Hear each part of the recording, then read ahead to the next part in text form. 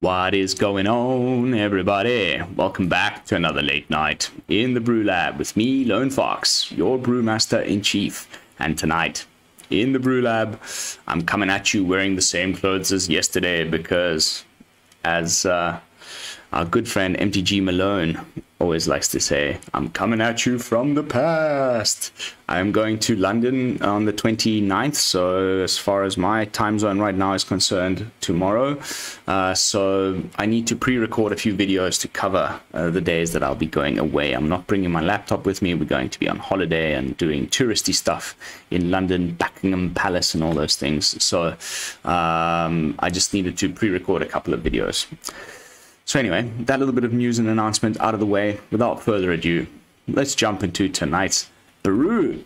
We're going to be looking at Azorius Enchantments, believe it or not. I've been tweeting about this on my Twitter, and if you don't follow me yet on there, what are you doing?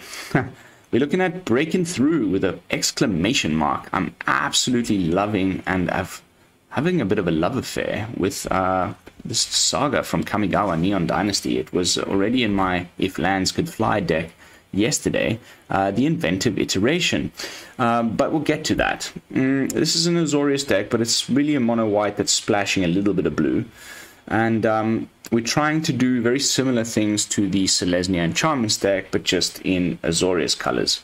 We've got one sweet new card here right at the top called Runic Shot. You can kick it for 2 mana, 1 white, 1 blue, and destroy a target tap creature. But then if you've kicked it, you can scry 2. So it's just 1 mana to destroy a tap creature. Can often be just great, but then sometimes we go for the kicker, and the scry 2 is very nice. Then we've got, of course, our enchantment removal package here in the form of Circle of Confinement and Borrowed Time, 3 of each. And that's really as far as our removal goes. So I've been thinking about this a lot. This is a version 1. I haven't tinkered with it at all. I've just been playing with it as it is.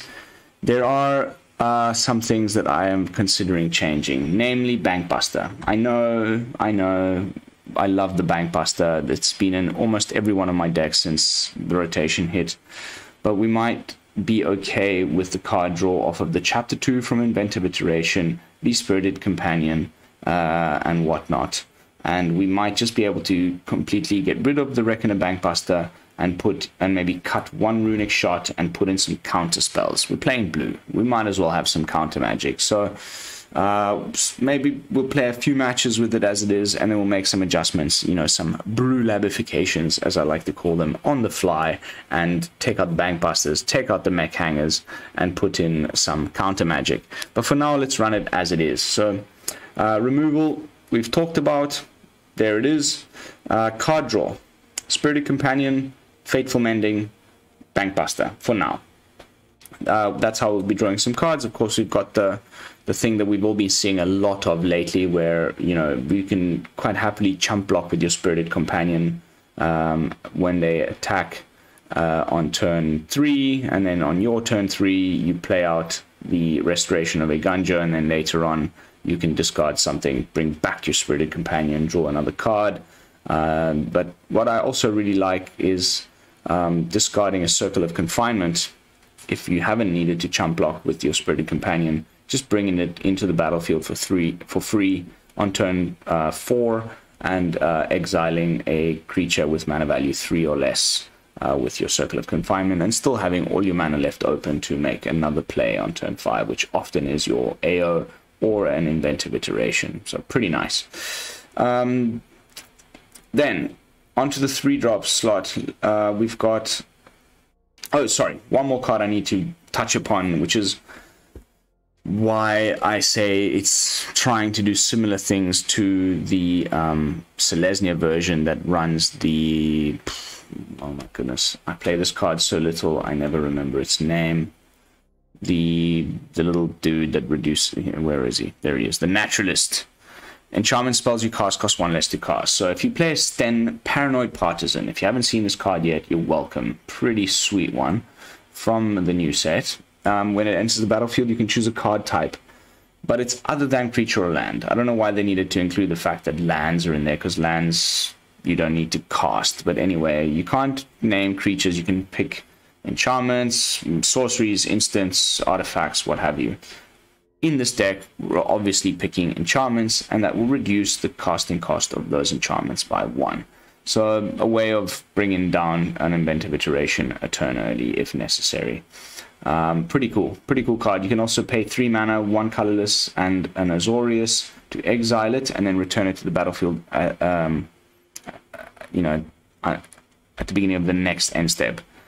Which you can do at instant speed, which is also quite cool when you do those types of things where you like block and sack. Usually, in this case, you block, then exile the opponent. Unless it's got trample, creature doesn't get through for the damage, and then you get to bring it back to the battlefield. You'll probably just be naming enchantments again. But in another version of a Stenn Paranoid Partisan deck that I'm sure we'll make before the next set drops, we'll be using this to reduce the casting cost of all sorts of different things, and you can change what those things are by doing this. So pretty sweet card. Have a look at Stenn if you will. But again, onto our 3 drops. We've got the Restoration of Eiganjo. The nice things is you can bring back your Circle of Confinement and your Spirited Companion, as I've already stated. Also maybe a Bankbuster or a Stenn, but really it's in here to discard our Katilda early, so that we can then cast it onto one of our creatures later on in the game, and give it all the bonuses that it gives, because most of the things in the deck are enchantments, and whatever it has been enchanted upon will get +X+X, where X is the number of permanents you control that are spirits or enchantments. Of course, the combination between these 2 cards, where whenever the Architect of Restoration attacks, it makes a spirit, which buffs the Katilda, or whichever thing the Katilda, you know, the disturbed side of Katilda is attached to, etc., is obviously quite freaking nice. But then we've got the Inventive Iteration, which is an enchantment as well. Unfortunately, it is in a spirit, but that doesn't matter because Katilda gets a buff even if it's an enchantment. You know, I mean, on the backside, the Living Breakthrough, which is why the deck is called what it is. You can bounce a creature or permanent, a creature or planeswalker on the first chapter. Then you can either return a Bankbuster if you've had to chump block with one, or discard it previously on chapter 2. But 90% of the time we are drawing a card, which is obviously great. And then it comes back as the Living Breakthrough, which is, oh, I love this card. Very unassuming, but you can cast spells during your turn, and whatever the mana value of those spells were, you're preventing the opponent from casting those mana value spells during their turn until your next turn. So a very nice way of zoning out certain removal spells, what have you. And then, you know, you get this 3/3 in the air, which you can potentially even just put Katilda's Rising Dawn onto as well. Very nice. And then we top out with 3 copies of Ao the Dawn Sky, which happens to be a spirit as well, which will buff up your Katilda, and just makes for a great attacker. Doesn't get hit by Wandering Emperor, and when it dies, it has some phenomenal death triggers. Most of the time I'm picking option number 1, so then you can bring some permanents with mana value 4 or less. You know, potentially 2 of them, so it could be a Spirited Companion and a Reckoner Bankbuster, but most of the time it's a Borrowed Time or a Restoration of Eiganjo onto the battlefield, which is obviously pretty freaking nice. Then we've got in the mana base a couple of Eiganjos, a couple of Otawaras, 2 Mech Hangers for the Bankbusters, some duels. Of course, Azorius gets a Painland, so let's run a full playset. Although this feels like a more control-y type of a deck. And taking those points of damage with the only life gain really being Katilda is a little bit problematic. So we may need to trim this down a little bit and put in some other different types of lands. But you know what? Let's put in one of those grottos right now. And then some basics, as always. And that is the deck, version 1. I have a very strong feeling that we will be doing some BrewLabification and removing the Bankbusters shortly, as we also have Faithful Mending, which can draw us some cards even though it's not necessarily card advantage because you then need to discard those cards, but we're often discarding Katilda or something that we can bring back from the Restoration of Eiganjo. So it's all good. And that is the deck. Let's jump into some games.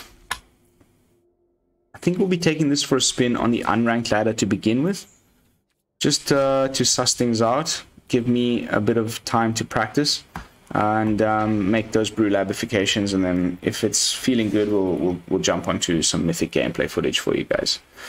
Of course, as always at this point in my videos is when I do a little bit of self-promotion, so if you have not subscribed to the channel yet, kindly consider doing so. You could also like the video, leave a comment, and you know, share it around to all your friends, hit the bell notification icon, all that good stuff. It really, really, really helps the channel out, and it's absolutely free. So if you could be so kind. And the unranked matchmaker almost always pairs you against a color combination that you're already running. Almost always.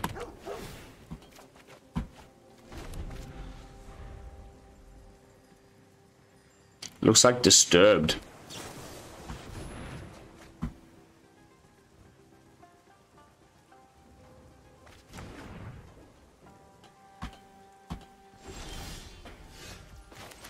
Cool, cool, cool.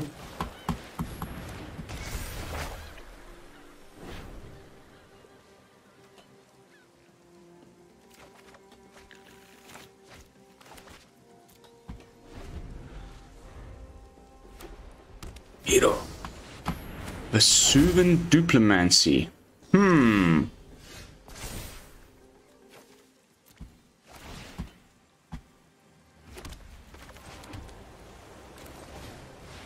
Oh, I think I'll bounce the thing you're trying to copy.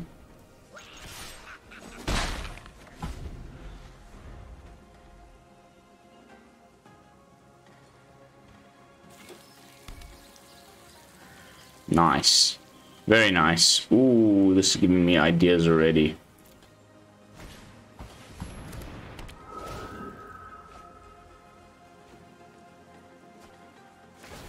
Very nice. Very nice. Now he's gonna make the copy.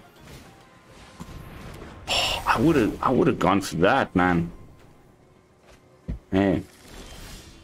Who am I? Draw an extra card off of the iteration. Do we just play AO or should we go for iteration?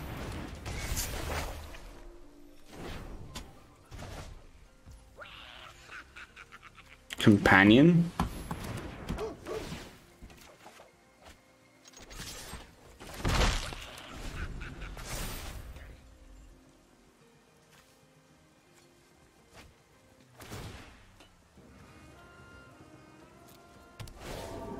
Cool, cool, cool. Wow. Triple Twin Blade Geists. Another Vesuvan. He's going all in. He's being greedy.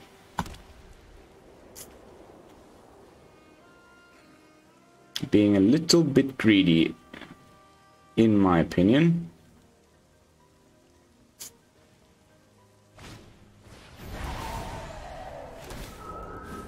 Wow, interesting deck, man. Very nice, very nice. I can't say I'm not impressed. That's cool. That is cool.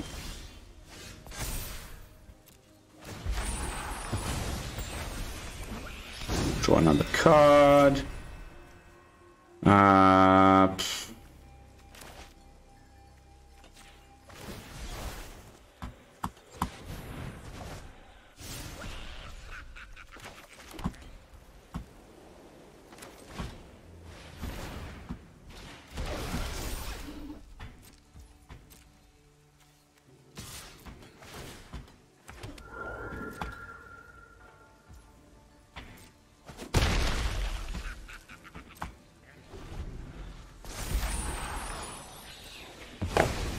Computer's lagging a little bit.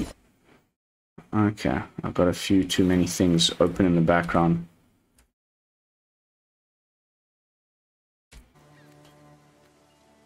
When you hear the sound disappear on your end, it's because I'm alt-tabbing, and I apologize for that.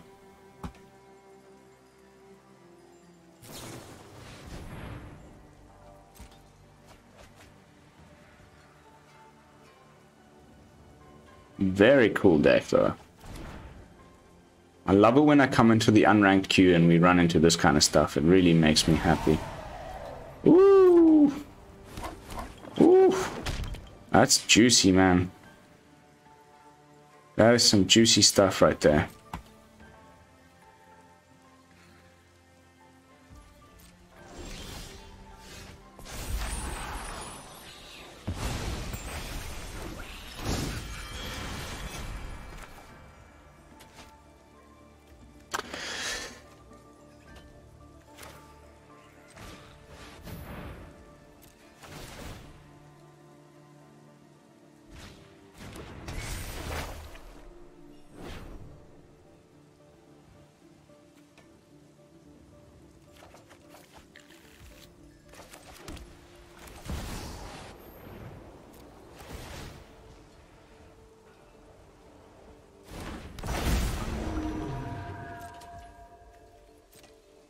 Our flyers are groovy right now.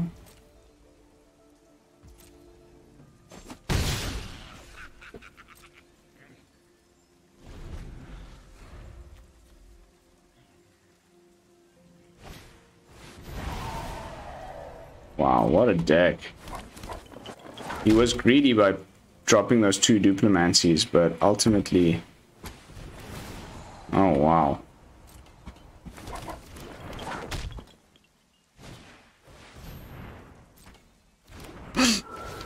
What a cool card the Duplimancy is. We can't even block, but he also can't attack with anything other than the 1 Architect.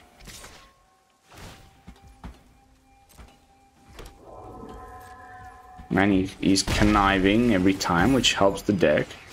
Well thought out, man. I love it when people come up with their own stuff like this.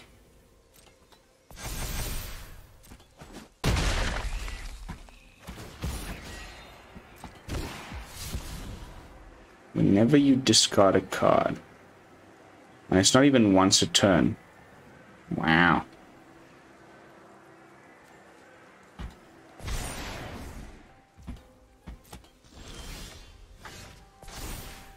Oh, that's cool. Nah.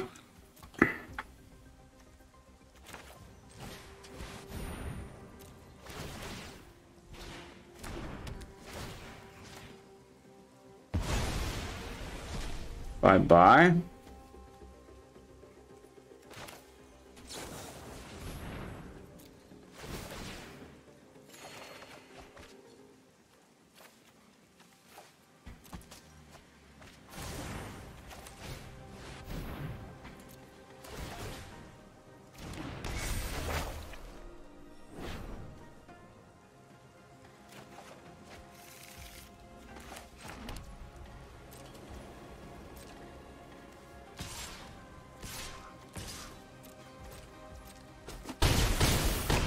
To 8. It's got a lot of these 3/4s though. We've got quite a few chump blockers. A 3rd Duplimancy. But we've effectively locked him out from casting 3 and 2 mana spells. Of course he swings.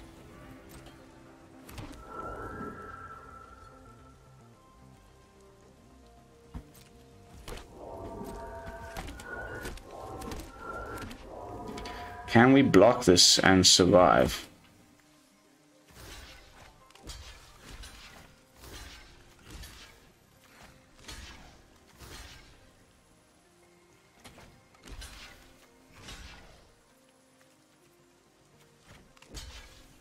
Three, 4, 13 damage, and then we win the game. Woo!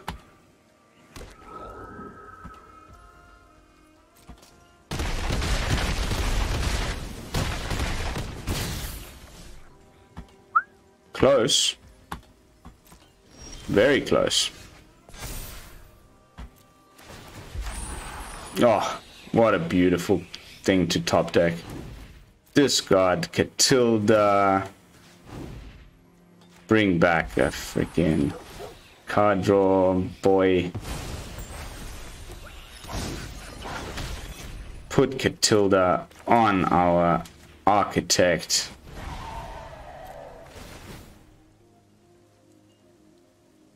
Will he scoop? Wow. Cheesy. Nice. It's okay, we still win. I may have done things a little differently. Where are you, my friend? Good game. Very nice. Incredibly cool usage of Vesuvian Duplimancy. One that I cannot wait to take for a spin and copy. That was fun AF to play against, and I commend you, Mr. Hero, for coming up with something original. Well done. Alright, game 1 victory. Again, those bank busters. Let's send them packing. What I'll do is cut the mech hangers and the bank busters.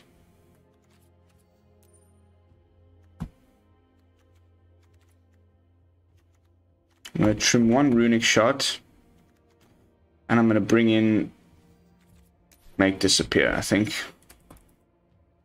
Actually, you know what? There's also the, this could be the one, actually.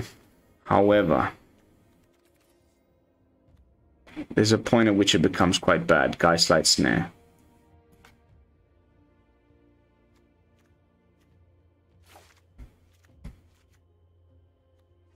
Let's do that and one Syncopate.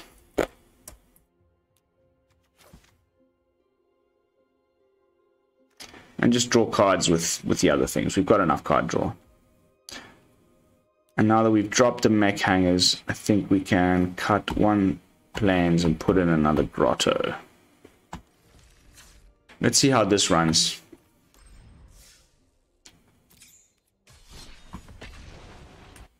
Gonna go a little shorter tonight, guys. I'm afraid. This is my third video that I'm recording. It's getting very late. I do need to start editing it all up and uploading. I'm gonna need to record at least another 3 or 2 tomorrow, and then I should have enough content to cover me while I'm away. Sure.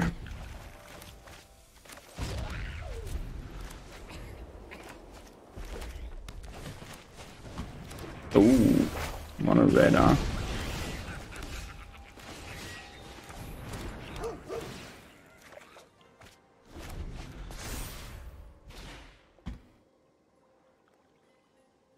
Could be gruel. Nah.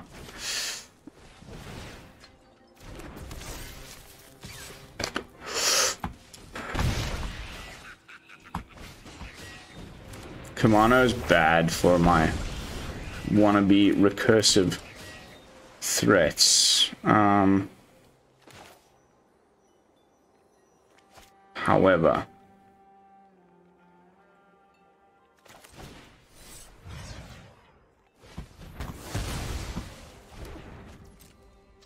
let's hold up Geistlight Snare.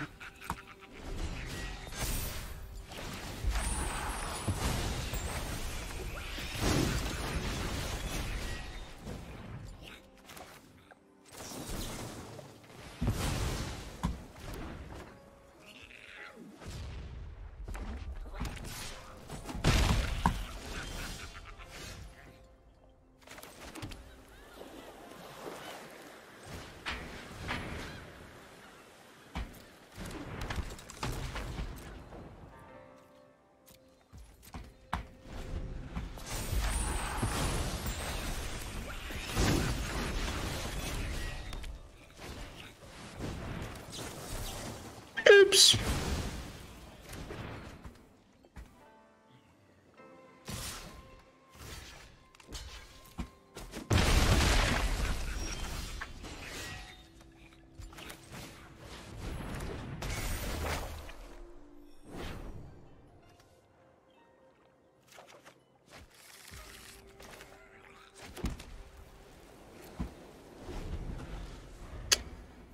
Too many lands.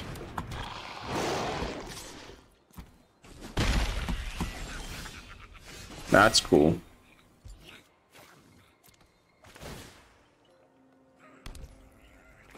That's very cool.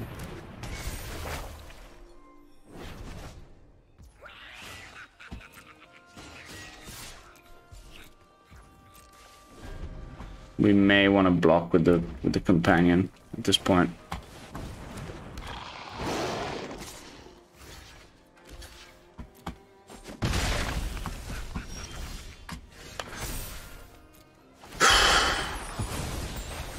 Another land.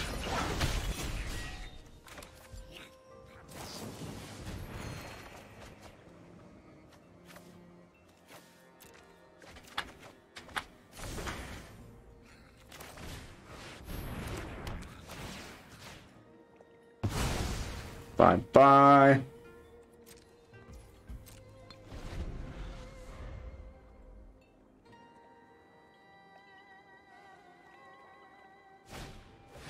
Stormseeker. Followed up by Mr. Smelter.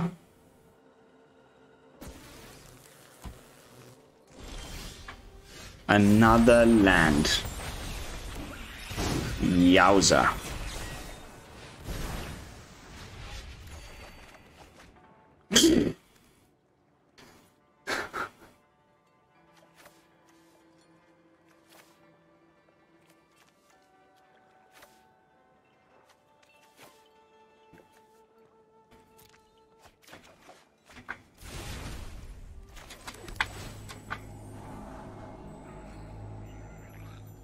Sure.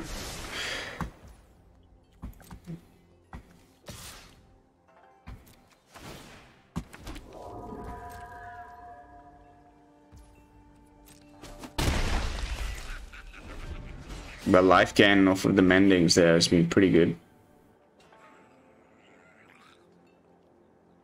Now he cannot cast 2 drops. Another Defiler.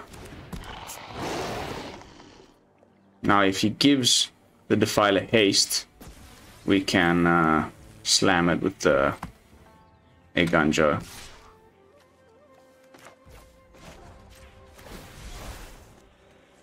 Skadoosh.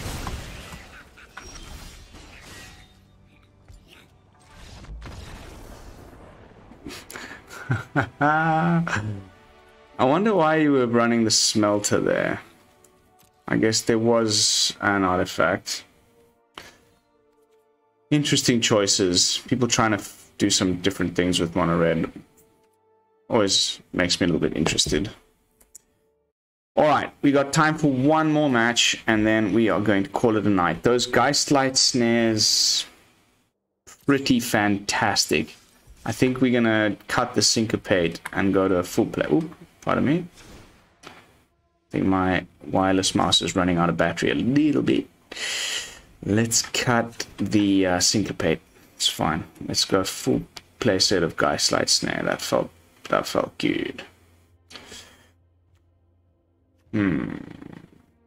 Yeah, that felt fine.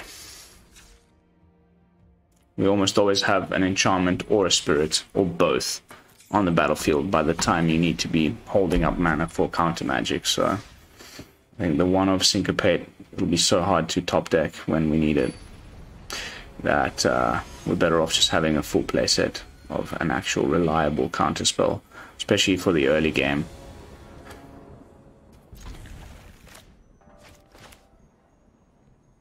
Mad Mac 1734 with a Teferi avatar. And oh my goodness, what was the name of this card again? Oh, goodness, it's not Nissa. Please give me blue source. Please give me the blue source.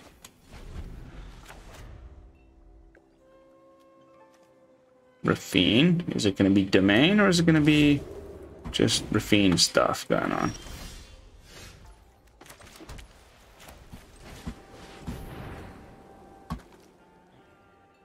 Imagine he has Spell Pierce or something.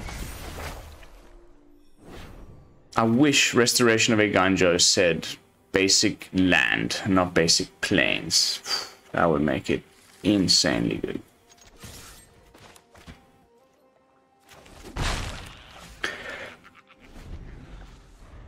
But now the grotto can fix our mana. Okay.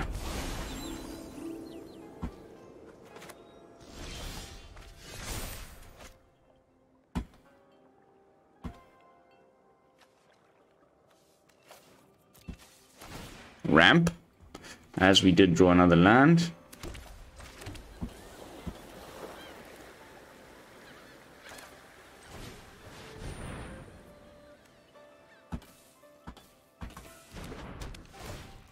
I know, we're not keeping up the Geistlight Snare, but I want to get rid of this Celestis because it gives him more mana to play with.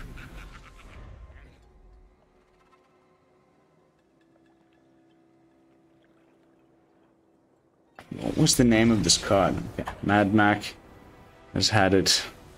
Not keen. I think that was the exact right play to get rid of his Celestis. He was probably about to drop some juicy 4-drop on us. Probably Shieldred. How are we doing for time? Alright, half an hour in.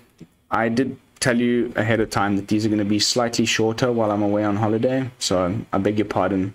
But a well thought out brew regardless that I think deserves a little bit of spotlight. And once again showcasing my new favorite card in the format. Inventive Iteration / Living Breakthrough. I think the BrewLabifications there were very good. The Geistlight Snares came in clutch in the match before this last. Yeah, just everything about it.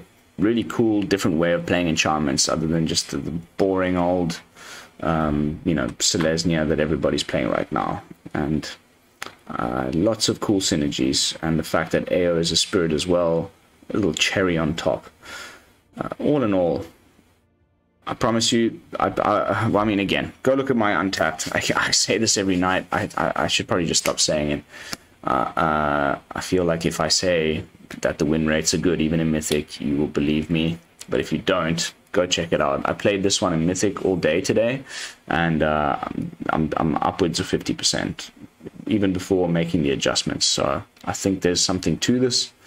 And now with the counter spells, I think it's even better than it was before. So thank you all so much for watching. As always, don't forget to like, comment, and subscribe, and join our lovely Discord community.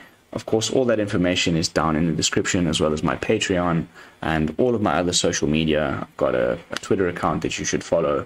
And yeah, all that stuff is down there in the description, so go check it out. But I will see you all tomorrow with another fresh brew. And until then, this is Lone Fox from the BrewLab, signing out. Peace, y'all.